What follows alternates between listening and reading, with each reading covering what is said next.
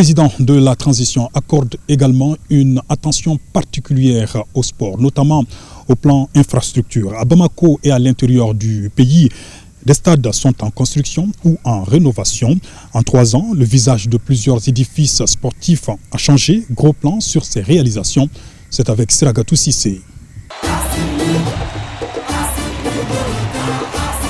Colonel Assimi Goïta, le président de la transition chef de l'État, un visionnaire, un homme au service du peuple et de sa jeunesse. Lors de sa visite à Kayes le 23 juillet 2023, le chef de l'État, dans son allocution, a laissé parler son cœur en annonçant de grandes réalisations sportives sur toute l'étendue du territoire national. Dès son retour à Bamako, les lignes ont bougé. Le président de la transition a honoré sa parole.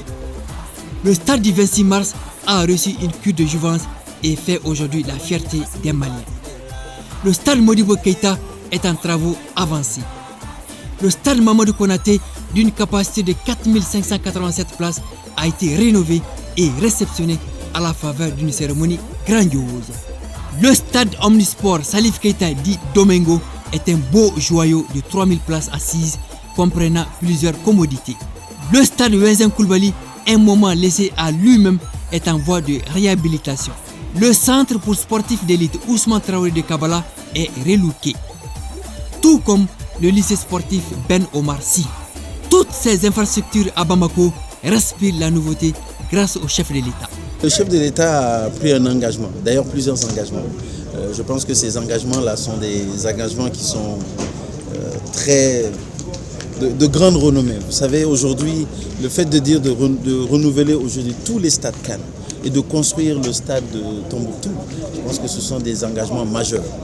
Et parmi ces engagements majeurs, aujourd'hui, il faut reconnaître que dès que ces engagements ont été pris, nous avons été instruits par le président de la transition lui-même à ce que ces engagements soient exécutés. À l'intérieur du pays, les stades construits pour abriter les matchs de la CAN 2002 sont aussi dans le viseur du président de la transition. Il y a également le stade de Kayes qui a commencé, Ségou, Mopti, Sikasso également.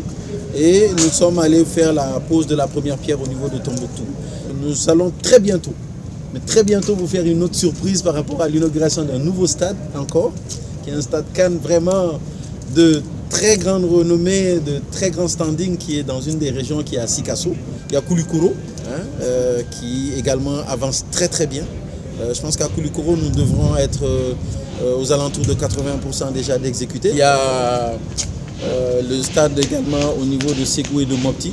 Je pense que très très bientôt également, nous allons pouvoir également faire l'inauguration là-bas. Au niveau de Tombouctou, comme la première pause a été faite, je pense qu'à ce stade aujourd'hui, nous sommes en train de voir au niveau de Tombouctou, il y a plusieurs aspects à prendre en compte. La réalisation d'un stade moderne cadre parfaitement avec les aspirations de la jeunesse du monde sportif de Tombouctou, qui font face à plusieurs défis de portée nationale et régionale, à savoir l'organisation de l'édition 2025, la biennale artistique et culturelle. Ces édifices rénovés ou en construction méritent un entretien au quotidien.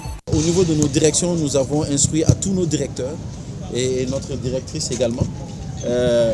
Nous leur avons instruit de s'assurer à ce que le standing puisse être gardé à ce niveau-là.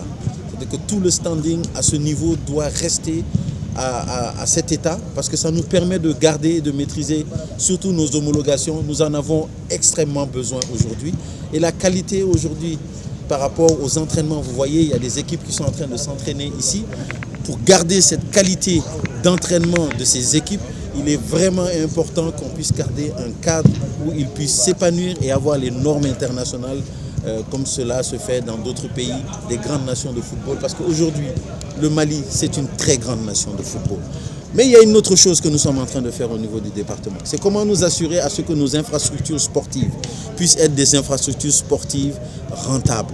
Avec ces différentes réalisations souhaitées par le président de la transition, le Mali sera en mesure d'accueillir des grands rendez-vous culturels ou sportifs. Aux jeunes de prendre soin de ces joyaux et d'en profiter. Quand la jeunesse s'épanouit, tout va bien. Voilà.